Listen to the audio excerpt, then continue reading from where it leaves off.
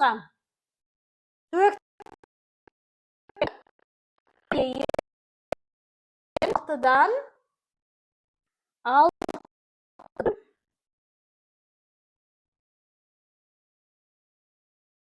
бөлу амалы қалай орындалады?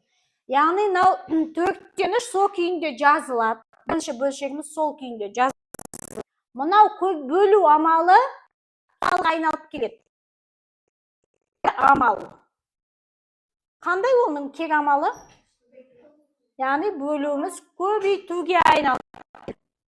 Олай болса, мынау бөлшегіміз тоже кері бөлшекке айналып келу керек. Ал кері бөлшегін айтыңдаршы? 6.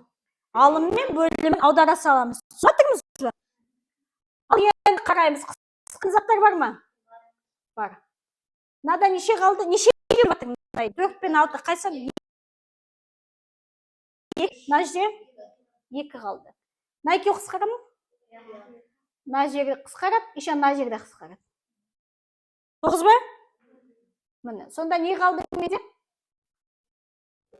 Бөлімінде 2 қалды, алымында 1 қалды.